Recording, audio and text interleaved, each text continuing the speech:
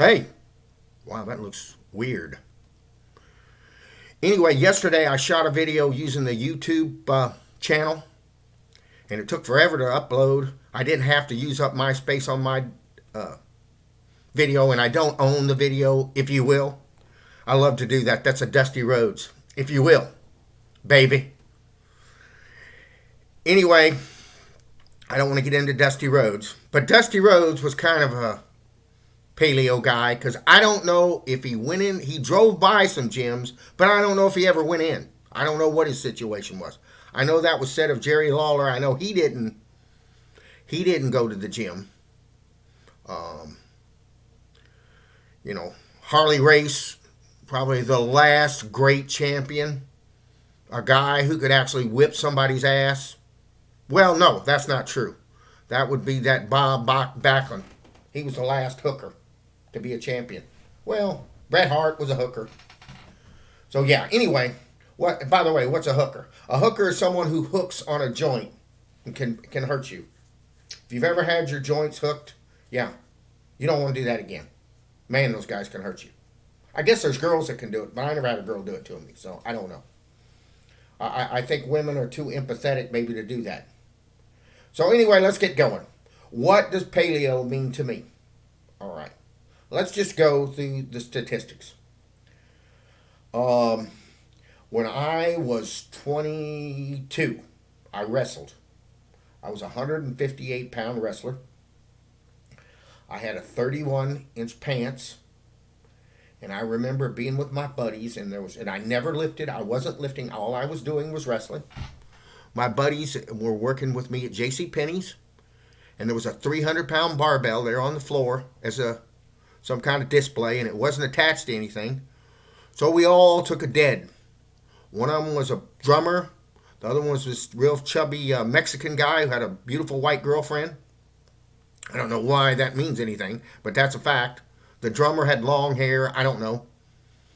So anyway, we were just working out. So I pulled it, no problem. I pulled it, really, it wasn't a whole lot of problem. I pulled it right up. So at that time, I was around 160 pounds at best. I even got down to 151 to wrestle. I even got thinner than I needed to because I was a 158 pounder because I was stupid. So anyway, neither one of these guys could pull it. And both of them were big guys. They weren't little guys. There weren't no little guys there. They were both bigger. They were both at least 5'11", 6 feet, 5'11", 6 feet. They weren't like 5'7" and 5'8", if I remember right. I mean, we're talking about 40 years ago. So here I am now, 40 years later. I'm 6 feet tall, obviously, or I probably shrunk a little bit. My coat, the only suit jacket I have is a 46. I have some 36 pants. I did last year. I bought 38s because I worked at Comcast, and I would work and eat a lot of ice cream and work too much and was stressful, and I gain weight usually when I'm working a lot. And that's what's happened this year. So long story short, I have a nice body. I have a nice body. Okay, I was born with one. I have uncles that were uncles, aunts, I guess uncles, because I don't know what my aunt's achievements were, but I have uncles that were just physical specimens, plenty of them. Not just on one side of the family either, on both sides of the family. I think my father's family was a little more known, but my grandfather, my mother's father, was known as someone, if you pissed him off, he could knock you out. When he was in his 60s, his son-in-law did something to his daughter, and he hit him and he knocked him down. So I mean, he had explosive strength. He was strong. So I'm just saying that I come from strong people. Not that I don't know if I'm stronger than any of them, but I do. So then, and I also, secondly, I enjoy exercise and lifting. That's my nature. It's not something, I remember somebody asked me something when I was lifting, when I was doing weightlifting. Because I got into weightlifting because I would see it on the Wide World of Sports at the time. That was a program we watched every week. It would go, the thrill of victory and the agony of defeat. Dun, dun, dun. That's what they said every week. Every week it would come on. You had to watch it. You only watched it once. but you dug it. Okay, and they had all kinds of stuff. They'd have people going down this thing and jumping, ski jumping. They would have boxing, a lot of boxing. Almost within every week, I'd say during the year, it was 35, 40 boxing. I mean, Carlos Monzon, Eusebio Pedrosa, Roberto Duran, Ray Leonard, Muhammad Ali, all these types of people. Great fighters. All those were great fighters. Alexis Arguello was one of my favorites. All right. So in my nature was to see that, to see fights, to see things. That's just part of my nature. I did box as a youngster. I didn't like getting hit, and I didn't find that when I hit a couple people cold and they didn't. So I don't think that I was just a great hitter, a great puncher. I don't think that I had that ability. When I hit a baseball, I couldn't hit it. But when strength-wise, yeah, I took to it.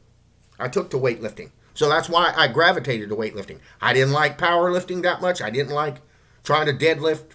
After I got to like 350, I was very uncomfortable. I didn't want to do it.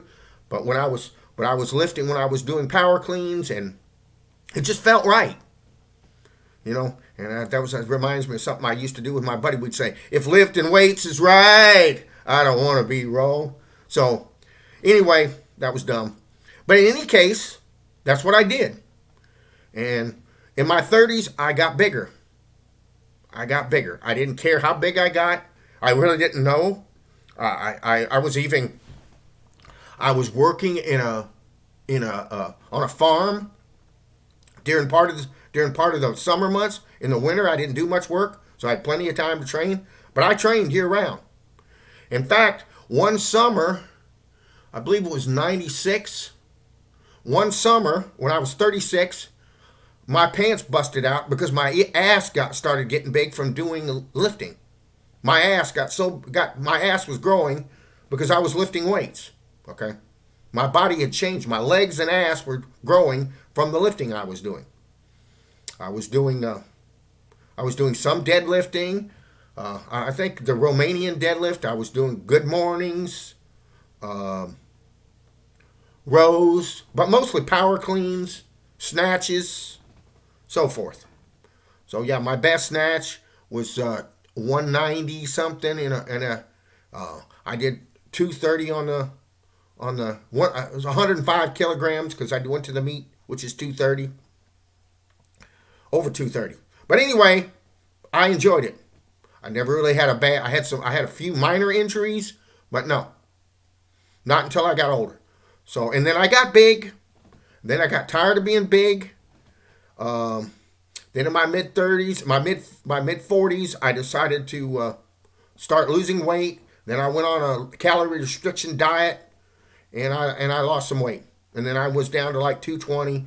And then in my 50s, when I turned 50, one of my oldest son told me about losing weight and the Atkins diet, and I started reading Gary Taubes. And the next thing you know, I did a diet, and I lost 3 pounds a week for 12 weeks. I lost like 35 pounds consistently on a low-carb diet. All I did was I had salad and hamburger. That's all I ate. And chocolate mousse once a day. That's it. That's all I did. And I lost the weight. And at 52, I had a 6-pack abs, and I looked great. So, and it wasn't that much work to it. I mean, I worked real hard at that time, but to me, it wasn't hard because that's my nature. That's what paleo means. It's your nature. I like to eat meat. If I eat certain foods, I notice I have pain. So to me, it's not a big deal. If you eat bread, you're going to enjoy it, but the next day you're going to get up and you're going to be hurting. That's what I see.